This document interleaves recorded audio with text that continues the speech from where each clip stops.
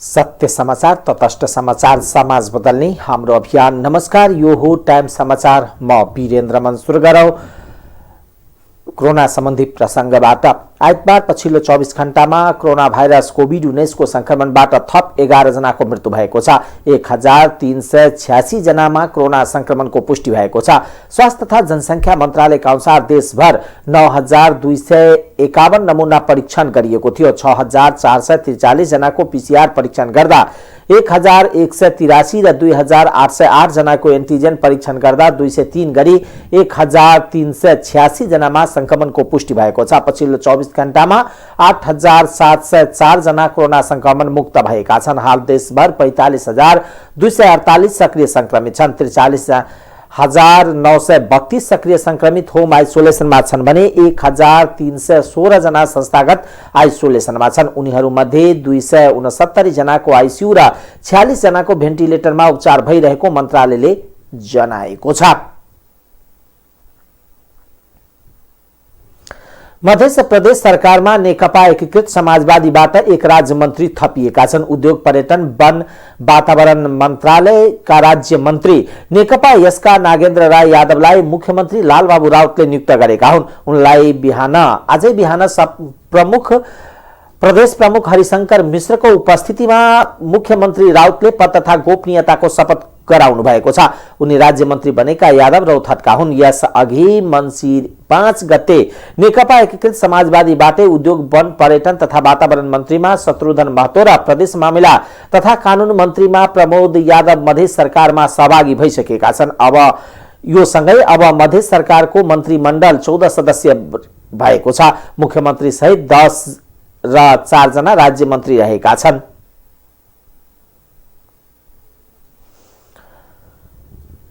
महोत्तरीमा हावाहुरीबाट पर्खाल भत्किँदा एकै परिवारका 3 जना घाइते भएका छन्। हावाहुरीका कारण पर्खाल भत्किँदा महोत्तरीको जलेश्वर नगरपालिका 2 मुस्ताक हेरीकी बुहारी 26 वर्षीय सोनम खातुन र छोरी 17 वर्षीय लाडली खातुन र नाति 7 वर्षीय फरहान खातुन घाइते भएका छन्। बुहारीको खुट्टा र शरीरको विभिन्न भागमा चोट लागेको छ भने छोरी लाडलीको खुट्टामा चोट र नातिनी फरहानको र हेरीको टाउकोमा चोट लागेको महोत्तरीका प्रहरी नायब उपरीक्षक प्रकाश विष्टले जानकारी दिनुभयो। 2 तल्ले घरमा पर्खाल हावाहुरीका कारण भत्किँदा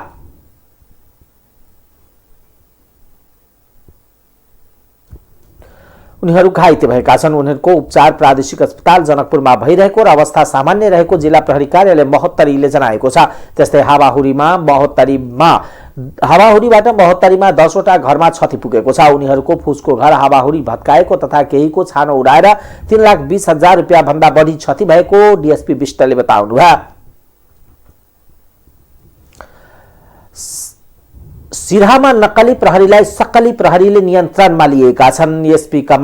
एसपीको कमान्डमा खटेको प्रहरी टोलीले सिराहाबाट नक्कली इन्स्पेक्टरलाई लागू औषध सहित नियन्त्रणमा लिएका छन्। झापाको गौरीदह नगरपालिका 1 घर भई हाल काठमाडौँ महानगरपालिका 4 मण्डी खाटार बस्दै आएका 32 वर्षीय असीम गुरुङलाई पक्राउ गरिएको जिल्ला प्रहरी कार्यालय सिराहाका प्रहरी प्रवक्ता प्रहरी नायब उपरीक्षक सुभाष बुढाथोकीले जानकारी दिनुभयो। एसपी अर्जुन प्रसाद तिमल सिन्हाको कमान्डमा खटेका प्रहरी टोलीले शुक्रबार अपराह्न 3:30 बजे सिराहा नगरपालिका 7 स्थित युवराज डिलक्सको बस काउन्टरमा प्रहरी हुँ भनी धम्क्याउने गुरुङलाई लागू औषध सहित नियन्त्रणमा लिएका छन्। प्रहरीले शंकाको आधारमा चेक जाँच गर्दा उनको झोलाबाट नाइट्रोभ्याट 10 लेखिएको 39 पीस ट्याब्लेट स्पाम्पोप्रोक्सिवन प्लस 22 पीस बरामद गरेको छ। त्यस्तै प्रहरी निरीक्षक आशिम गुरुङ लेखिएको नेपाल प्रहरीको नक्कली परिचय पत्र, नक्कली रिभल्भर र 1 थान रिभल्भर राख्ने होल स्टार 1 थान, ट्राइगन चक्कु 1 थान, स्पाइङ्गो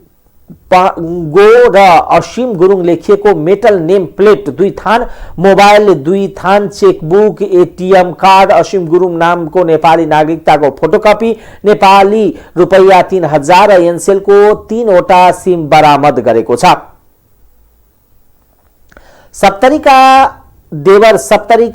सप्तरीमा देवरले आफ्नै भाउजूमाथि पेट्रोल छर्केर आगो लगाएर हत्या गरेका छन्। आगोमा जलेर गम्भीर घाइते भएकी भाउजूको अस्पतालमा उपचारको क्रममा मृत्यु भएको छ। जिल्लाको बोदेवर्साई नगरपालिका वार्ड नम्बर 1 धनगढी परमेश्वर शाहको भाउजू राजकुमारी शाहको शरीरमा पेट्रोल छर्केर आगो लगाउँदा उनको जलेर मृत्यु भएको छ। शुक्रबार बिहान घरमा रोटी पकाइरहेका 27 वर्षीय राजकुमारीको शरीरमा शरीरमा अवस्थामा 20 वर्षीय परमेश्वरले पेट्रोल छर्केर आगो लगाएका थिए। महिलाको शरीरको विभिन्न भाग जलेपछि विराटनगरमा उपचारको क्रममा शनिबार राति मृत्यु भएको प्रहरीले जनाएका छन्। यता महिलाकी पति रविन कुमारले आफू काम विशेषले घर बाहिर रहेको समयमा आफ्नै भाइले पत्नीको शरीरमा आगो लगाएको भन्दै प्रहरीमा उजुरी दिएका छन्। यता जिल्ला प्रहरी कार्यालय सप्तरीका प्रहरी प्रवक्ता माधव प्रसाद काफ्लेले जारीका आधारमा आगजनी गर्नेको खोजी भइरहेको बताउनुभयो। प्रत्येक वर्ष माघ शुक्ल पञ्चमीका दिन गरिने सरस्वती पूजा विधिपूर्वक आइतबार गरिएको छ। यस अवसरमा विशेष गरी विद्यार्थी, लेखक, कवि लगायतले सरस्वती किताब, कपी, कलम, वाद्य यन्त्र लगायतका साधनको पूजा गरिएको छ। आजका दिन विद्यालय नपठाएका साना बालबालिकाहरूलाई अक्षारम्भ गराउने चलन रहेको छ। सरस्वतीको पूजाको दिन अक्षारम्भ गरिए विद्या आउने विश्वास रहेको छ। यसै अवसरमा विद्यालय तहमा पनि सरस्वती पूजा आराधना गरिएको छ। सरस्वती पूजाका अवसरमा लाजिम पाटको नील सरस्वती, स्वयम्भूको सरस्वती मन्दिर, ललितपुरको लेले स्थित सरस्वती कुण्ड एवं देशभरका सरस्वती मन्दिरमा पूजा गर्ने भक्तजनको भिड लागेको छ।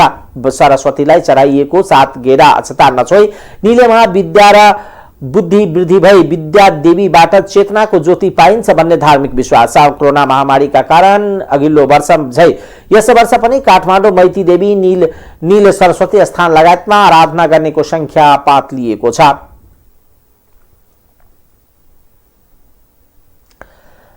भारत की वरिष्ठ गायिका लता मंगेशकरको निधनप्रति राष्ट्रपति विद्यादेवी भण्डारीले दुःख व्यक्त गर्नुभएको छ। राष्ट्रपति भण्डारीले मंगेशकरको निधनमा आइतबार दिउँसो सामाजिक सञ्जाल मार्फत दुःख व्यक्त गर्नुभएको हो। उहाँले मंगेशकर प्रति श्रद्धाञ्जली पनि अर्पण गर्नुभएको छ। धेरै नेपाली गीतलाई समेत आफ्नो सुमधुर आवाजले सजाउनु भएकी भारतकी प्रख्यात गायिका लता मंगेशकरको निधनको खबरले मलाई दुखी बनाएको छ। असाधारण प्रतिभा की धनी दिवंगत लता मंगेशकर प्रति भावपूर्ण श्रद्धाञ्जली अर्पण गर्दछु, राष्ट्रपति भण्डारीले भन्नुभएको छ। वरिष्ठ गायिका मंगेशकरको बिहान 92 वर्षको उमेरमा निधन भएको छ। आइतबार सरस्वती पूजाको दिन मल्टी अर्गन फेलर का कारण उनको निधन भएको हो। उहाँको निधनप्रति भारत सहित विश्वका विभिन्न देशबाट श्रद्धाञ्जली दिने क्रम बढेको छ। राष्ट्रपति विद्यादेवी भण्डारीले हनुमान ढोका दरबार स्थित नासल चोक पुगेर आइतबार वसन्त श्रवण गर्नुभएको छ। राष्ट्रपतिले सरस्वती पूजाको दिन उक्त स्थानमा गएर वसन्त श्रवण गर्ने परम्परा रहेको छ। सोही परम्परा अनुसार त्यहाँ पुग्नुभएका राष्ट्रपतिलाई नेपाली सेनाको एक टुकडीले सलामी अर्पण गर्नुको साथै पञ्चे बाजाले स्वागत गरिएको थियो। सो अवसरमा राष्ट्रपति भण्डारीले पुजारीबाट फूलमाला, टीका र प्रसाद ग्रहण समेत गर्नुभयो।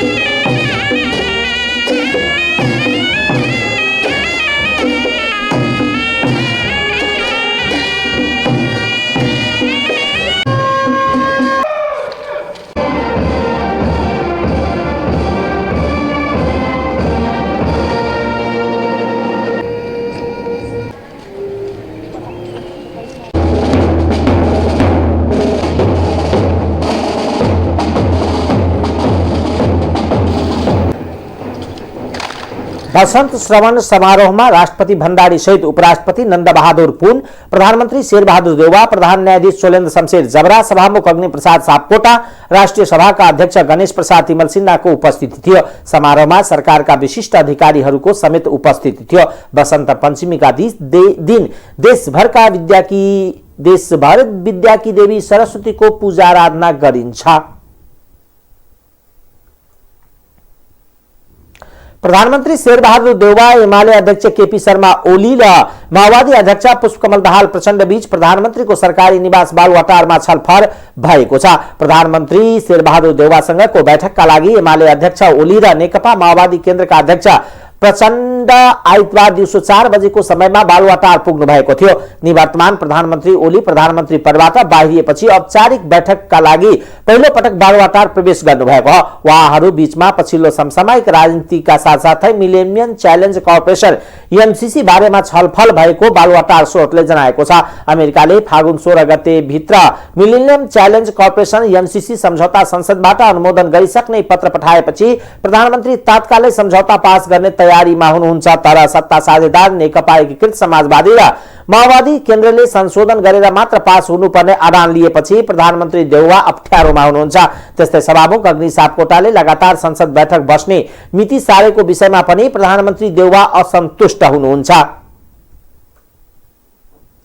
नेपाल कम्युनिस्ट पार्टी माओवादी केन्द्रका अध्यक्ष पुष्पकमल दाहाल प्रचण्डले सरकार छोड्ने चेतावनी दिनुभएको छ। उहाँले प्रधानमन्त्री शेरबहादुर देउवाले जबरदस्ती एमसीसी पास गर्नतिर गए आफ्नो पार्टी सरकार छाडेर बाहिर आउने चेतावनी दिनुभयो। जसरी पनि एमसीसी पास गर्ने पक्षमा प्रधानमन्त्री देखिएको भन्दै प्रचण्डले सरकार र गठबन्धन छाड्न तयार रहेको बताउनुभयो। प्रधानमन्त्री र प्रचण्डले एमसीसीलाई केही महिना अघि लेखेको पत्र सार्वजनिक भए लगत्तै प्रचण्डले प्रधानमन्त्रीलाई फोन गरेर आफू एमसीसी पारित गर्ने पक्षमा नरहेको प्रश्न पार्नु भएको छ। एमसीसी पारित नगर्ने योजनाका साथ केही महिना झुलाउन लेखिएको पत्र समय घर्केपछि प्रधानमन्त्रीकै चाहनामा सार्वजनिक गरिएको खुमलटारको बुझाइ छ। पारित नगर्ने सल्लाह बमोजिम एमसीसीलाई झुलाउने पत्र लेखिएको थियो। त्यो पत्रमा भनिएको समय पनि घुर्किसकेको छ।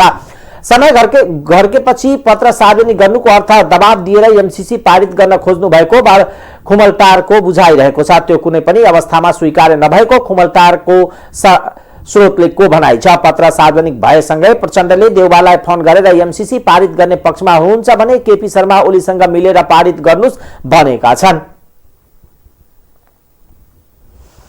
नेकपा माओवादी केन्द्रका नेता नारायण काजी श्रेष्ठले मिलेनियम च्यालेन्ज कर्पोरेसन एमसीसी को बारेमा पार्टीको दृष्टिकोण र आदानप्रति भ्रममा नपर्न आग्रह गर्नुभएको छ। प्रधानमन्त्री शेरबहादुर र नेकपा माओवादी केन्द्रका अध्यक्ष पुष्पकमल दाहाल प्रचण्डले लेखेको पत्र सार्वजनिक भएसँगै नेता श्रेष्ठले यस्तो बताउनु भएको हो। उहाँले सामाजिक सञ्जालमा लेख्नु भएको छ, प्रमोद देउवा र अध्यक्ष प्रचण्डद्वारा एमसीसी अमेरिकालाई पठाइएको भनिए सार्वजनिक गरिएको पत्रका कारणबाट एमसीसी कम्प्याक्टका बारेमा हाम्रो पार्टीको दृष्टिकोण र आदानप्रति कुनै दुविधा र भ्रममा नपर्न आम पार्टी पंक्ति र सबैमा अनुरोध छ। यस्तै नेता श्रेष्ठले पार्टी दृढ रहेको यथास्थितिमा एमसीसी स्वीकार गर्न र संसदीय अनुमोदन प्रक्रियामा अघि बढाउन नमिल्ने बताउनु भएको छ। पार्टी दृढ छ, यथास्थितिमा यो सम्झौता स्वीकार गर्न र संसदीय अनुमोदन प्रक्रियामा अघि बढाउन मिल्दैन, सकिँदैन उहाँले लेख्नु भएको छ।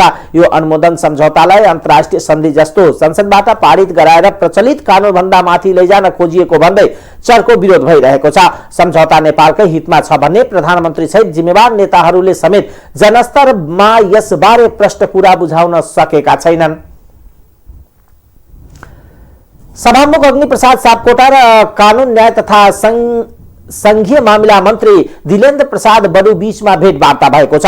लामो समयदेखि अवरुद्ध हुँदै आएको प्रतिनिधि सभा बैठकलाई सुचारू गर्नका लागि सभामुख सापकोटा र कानून मन्त्री बडुका बीचमा भेटवार्ता भएको हो। कानून मन्त्री संसद सचिवालयमा आउनु भएको थियो। सभामुख र कानून मन्त्रीको बीचमा अवरुद्ध संसद सुचारू गर्ने विषयमा छलफल केन्द्रित थियो। सभामुखका प्रेस सल्लाहकार श्रीधर नेौपानेले जानकारी दिनुभयो। संसदमा छलफलको वातावरण नभएको कुरा सभामुखले राख्दै त्यसका लागि वातावरण बनाउन सरकार र राजनीतिक दल दुवैले भूमिका खेल्नुपर्ने भन्दै सन्देश सरकारलाई पठाउनु भएको छ। उहाँका अनुसार अवरुद्ध संसद खुलाउन सरकारले पहल गर्ने र सभामुखले पनि नियम संगत संसद सञ्चालन गर्ने विषयमा दुवै पक्षमा बीचमा सहमति भएको छ। नेकपा एमालेका उपमहासचिव प्रदीप गेवालीले स्थानीय तहको निर्वाचन गराउन दबाव आवश्यक भएको बताउनु भएको छ। रूपन्देहीको सैना मैनामा आयोजना गरिएको पार्टी प्रवेश कार्यक्रममा उहाँले आगामी जेठमा स्थानीय चुनाव हुने प्रधानमन्त्रीले घोषणा गर्नु भएको छ, तर मिति तय भएको छैन।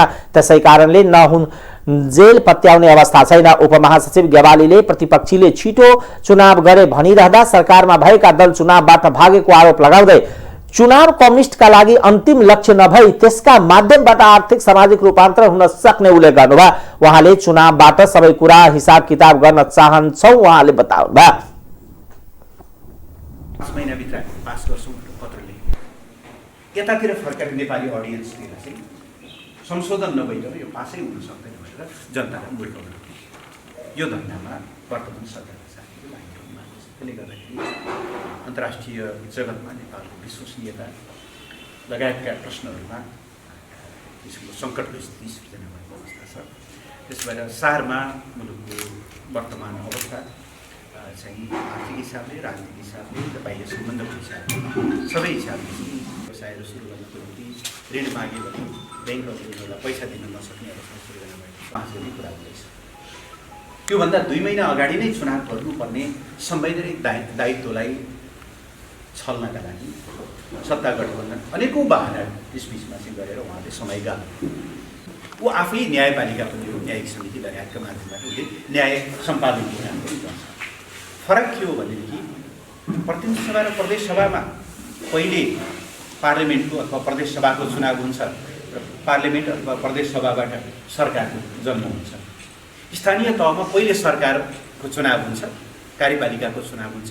कार्यपालिकाको निर्णय र एक खालको अप्रत्यक्ष निर्वाचन मार्फत गाउँसभा नगरसभा अर्थात् व्यवस्थापिकाको त्यहाँको स्थानीय विधायिकाको निर्माण हुन्छ। संविधानमा एक प्रष्ट व्यवस्था छ। त्यो 6 महिना भनेको चुनाव भइसकेपछि पनि मेयर उपमेयर गाउँपालिका अध्यक्ष उपाध्यक्ष वडा अध्यक्षको चुनाव भइसकेपछि कम्तीमा 6 महिनाभित्र तिमीहरूले नगरसभालाई पूर्णता दियो भने गाउँसभालाई पूर्णता दियो भने भनेको सरकारले बिना कुनै बहानाबाजी, बिना कुनै विलम्ब, बिना कुनै अलमल तत्काल चुनाव घोषणा गरोस्। पास गर्नका लागि उहाँसँग 165 मत छ। जुन कुनै पनि यस्ता विधेयकहरू यस्ता विषयहरू पास गर्नका लागि चाहिने सामान्य बहुमतभन्दा बढी हो। उहाँहरूले नचाहनुभयो भने प्रतिपक्षले चाहेर पनि पास हुँदैन, त्यसले बहुमत उहाँसँगै छ।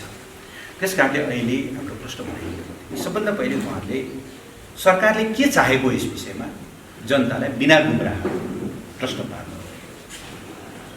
अमेरिकातिर फर्केर एउटा कुरा, नेपालतिर फर्केर दोहोरो कुरा गर्नु। नेता ग्यावालीले एमसीसी देशको द्विपक्षीय हितमा हुनुपर्नेमा जोड दिँदै त्यसलाई माओवादीले गिजोले काम गरेको आरोप लगाउनुभयो। एमाले गुल्मीका इन्चार्ज दिनेश पन्थी र रूपन्देही इन्चार्ज भीमेश्वर ढाका लगायतले एमाले कम्युनिस्ट आन्दोलनको मूल प्रभाव भएको बताउनुभयो। विप्लव नेतृत्वको नेकपा गुल्मीका सेक्रेटरी खिम खड्का, नेकपामा नारायण पौडेल लगायतका व्यक्ति एमालेमा प्रवेश गरेका छन्।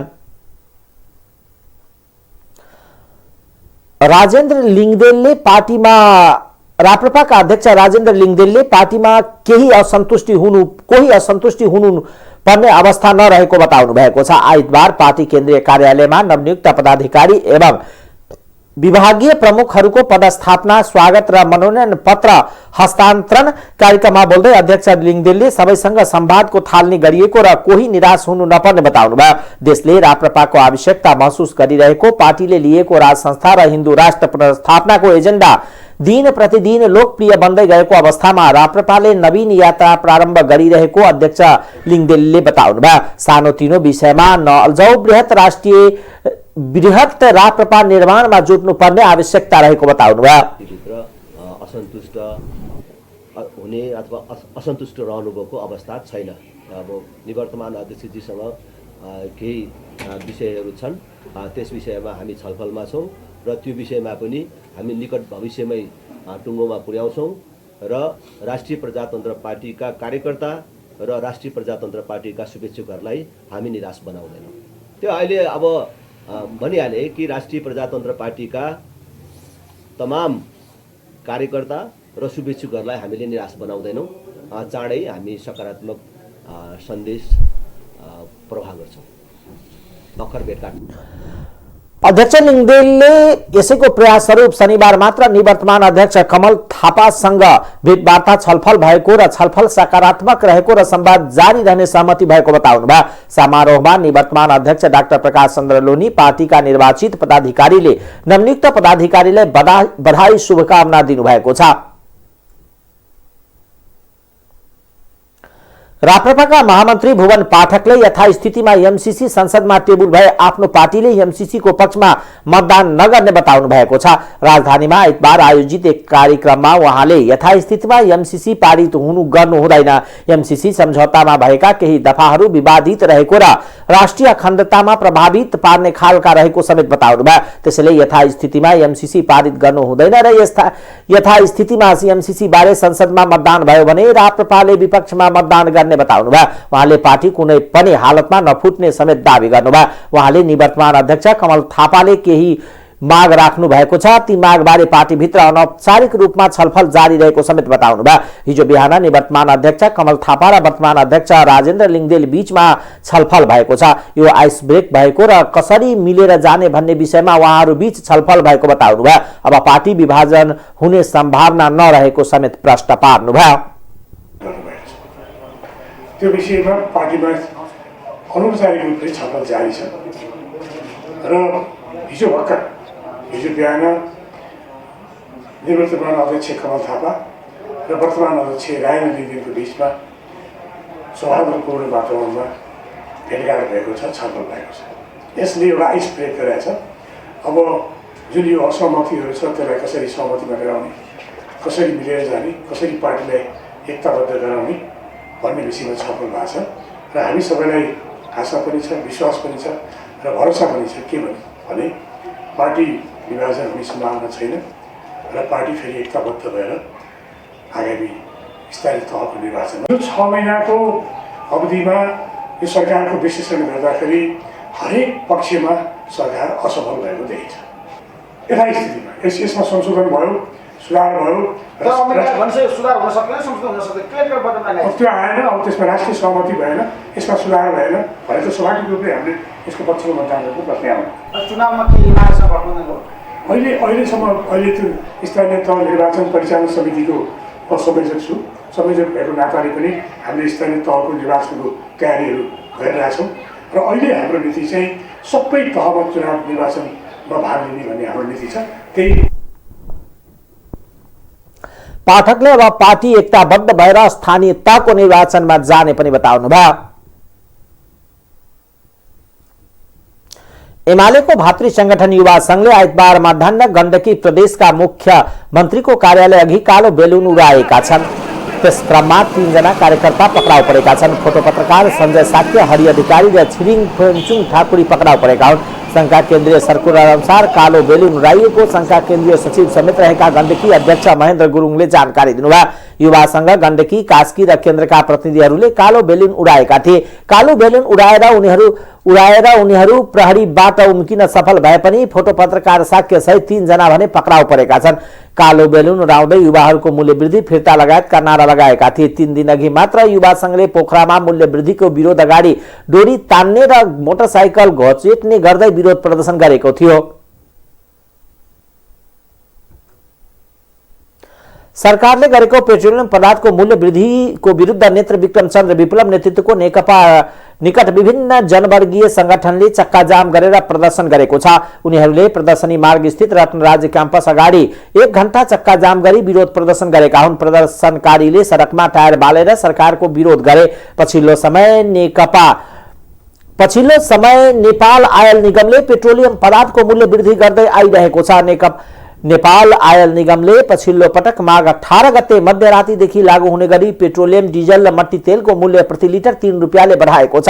निगमले जारी गरेको नयाँ मूल्य सूची अनुसार पेट्रोलको मूल्य प्रति लिटर 142, डिजल मट्टी तेलको प्रति लिटर 125 रुपियाँ पुगेको छ। त्यस्तै निगमकै आन्तरिक हवाई इन्धनमा प्रति लिटर 116 रुपियाँ मूल्य तोकेको छ। निगमले हवाई इन्धनमा 10 रुपियाँ मूल्य बढाएको हो। निगमले यसपटक भने एलपी ग्यासको मूल्य भने बढाएको छैन। आर्थिक समाचार।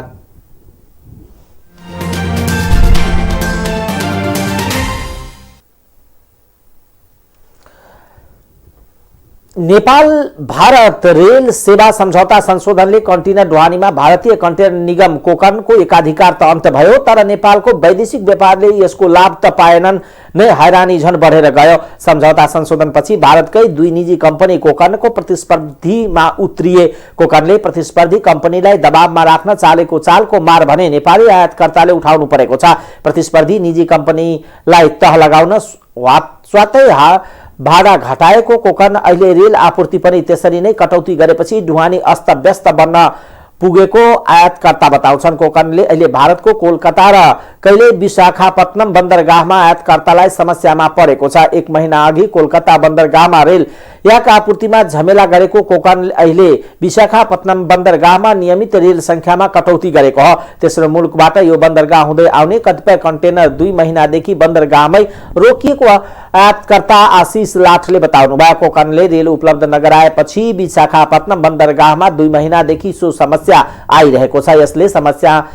यसले समयमा माल सामान ढुवानी गर्न सकिएको छैन। वीरगञ्ज उद्योग वाणिज्य संघका सचिव लाठले भन्नुभयो। विशाखापट्टनम अहिले नेपालका लागि आएको करिब 4000 कन्टेनर रोकिएका छन्। यसअघि कोकनले यो बन्दरगाहमा महिनामा 20 वटा रेल दिने गरेकोमा अहिले यो संख्या 7-8 मा झरेको बन्दरगाह स्रोतले बताएको छ। आवश्यकताको तुलनामा न्यून रेल उपलब्ध गराएकोले बन्दरगाहमा कन्टेनर थुपारिएको हो। यसअघि कोकनको एकाधिकार रहँदा यस्तो समस्या थिएन। प्रतिस्पर्धी बढेपछि जन समस्या थपियो। संघका पूर्व अध्यक्ष प्रदीप केडियाले बताउनुभयो। रेल संख्या बढेको र नेपालका लागि हुने ढुवानी करिब 90% अंश लिएको कोकनले र्याक कटौती गरेपछि समस्या देखिएको हो। निजी सेवा प्रदायक हिन्द टर्मिनल र प्रोस्टिन लजिस्टिक इन्फ्रा प्रोजेक्ट ढुवानी थालेको ती कम्पनीसँग पर्याप्त रेल छैन। प्रतिस्पर्धामा आएका कम्पनी यही कमजोरीलाई कोकनले प्रतिस्पर्धी रोक्न हतियार बनाएको छ। कोलकाता र विशाखापट्टनमबाट हुने ढुवानीमा 30 देखि 35% सम्म भाडा घटाएको कोकनले रेल आपूर्ति पनि घटाइदिएको छ। यसको मार नेपालको ढुवानीमा परेको छ।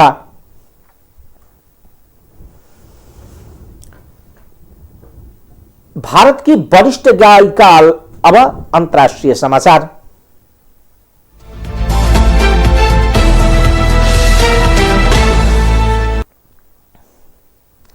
भारत की वरिष्ठ गायिका लता मंगेशकर को 92 वर्ष को उमेर में निधन भएको छ। आइतबार सरस्वती पूजा का दिन मल्टी अर्गन फेलर का कारण मंगेशकर को निधन भएको भारतीय संचार माध्यम हिन्दुस्तान टाइम्सले जनाएको छ।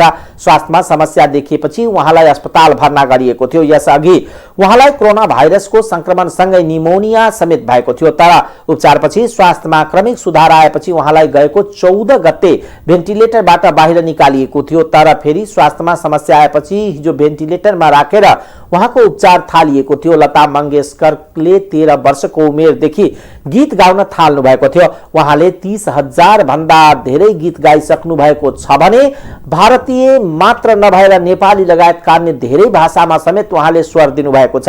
उहाँले बाचुन्जेललाई आकाशमा तिरमिरे तारा जुन बाटोमा लगायतका धेरै नेपाली गीत स्वर दिनुभएको छ। उहाँ फिल्म फेयर पुरस्कारदेखि पद्मभूषण, पद्मविभूषण, राजीव गान्धी पुरस्कार, भारतको सर्वोच्च नागरिक सम्मान भारत रत्न लगायतका पुरस्कारबाट सम्मानित हुनुभएको थियो। उहाँको जन्म सन् 1929 मा भारतको इन्दौरमा भएको थियो। मंगेशकरको निधनमा भारतका राष्ट्रपति, प्रधानमन्त्री, केन्द्रीय मन्त्रीहरूले दुःख व्यक्त गरेका छन्। वरिष्ठ गायिका लता मंगेशकरको निधनमा भारतमा 2 दिन राष्ट्रिय शोक घोषणा गरिएको छ।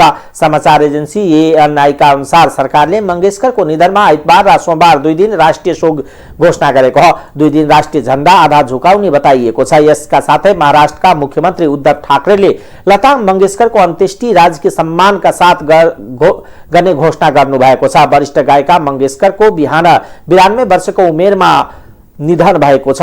आइतबार सरस्वती पूजाका दिन मल्टी अर्गन फेलर का कारण उहाँको निधन भएको हो। उहाँको निधनप्रति भारत सहित विश्वका विभिन्न देशबाट श्रद्धाञ्जली दिने क्रम बढेको छ। भारतमा कोभिडबाट मृत्यु हुनेको संख्या 5 लाख नाघेको छ। भारतका केन्द्रीय स्वास्थ्य मन्त्रालयले शनिबार कोभिडबाट मृत्यु हुनेको संख्या 5 लाख नाघेको जानकारी दिएको हो। मन्त्रालयका अनुसार भारतमा कोभिडबाट मृत्यु हुनेको संख्या शनिबार 5,01,114 जना पुगेको छ। कोभिडबाट भारतमा शनिबार 1059 जनाको मृत्यु भएको छ। भारतमा केही सतायता संक्रमितको संख्या कमी आए पनि मृत्यु भने घटेको छैन। अहिलेसम्म भारतमा कोभिड-19बाट 4,20,000 भन्दा बढी मानिस संक्रमित भएका छन्। इरानले सन् 2015 को आणविक सम्झौतालाई पुनर्जीवित गर्न आफूमाथि अमेरिकाले लगाएको प्रतिबन्ध हटाउनु मात्र पर्याप्त नहुने जनाएको छ। इरानका विदेश मन्त्रालयका प्रवक्ता सैयदले प्रतिबन्ध हटाउने अमेरिकाको कर्तव्य दायित्व पूरा गर्ने विषयमा इरानले पर्खिरहेको बताउनु भएको हो। तर आणविक सम्झौतालाई पुनर्जीवित गर्न यो कदम मात्र पर्याप्त नहुने उहाँको भनाइ छ। अमेरिकाले आणविक प्रतिबन्ध लगायतका सबै प्रतिबन्ध हटाएमा मात्र थप चरणका वार्ताका लागि मार्ग प्रशस्त हुने उहाँले बताएको अन्तर्राष्ट्रिय समाचार माध्यमले जनाएको छ। अमेरिकी सरकारले अस्ति इरानलाई अन्तर्राष्ट्रिय आणविक सहयोग परियोजनाको अनुमति दिन स्वीकृति दिन छुट फिर्ता दिएको थियो भने झन्डै 10 महिना अघि सन् 2015 को आणविक सम्झौता पुनः स्थापना गर्न सुरु गरिएको भियतनाम वार्ता अहिले निर्णायक चरणमा पुगेको जनाएको छ। अब खेलकुद समाचार।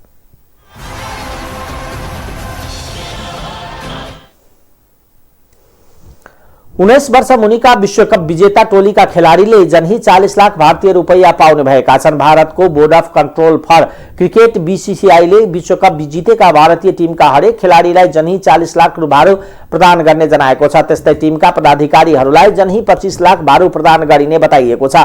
गैराती भएको फाइनलमा भारतले इंग्ल्यान्डलाई 4 विकेटले पराजित गर्दै विश्वकपको उपाधि जितेको थियो। इंग्ल्यान्डले दिएको 189 रनको लक्ष्य भारतले 14 बल बाँकी छँदै 47 ओभर 4 बलमा 6 विकेट गुमाएर भेटाएको थियो। 19 वर्ष मुनिका विश्वकप क्रिकेटका उपाधि भारतले 5औं पटक जितेको हो। यस अघि सन् 2000, 2008, 2012, 2018 मा भारतले उपाधि जितेको थियो। टाइम समाचार अहिलेको लागि यति नै। हेर्दै गर्नुहोला टाइम्स टेलिभिजन। नमस्कार।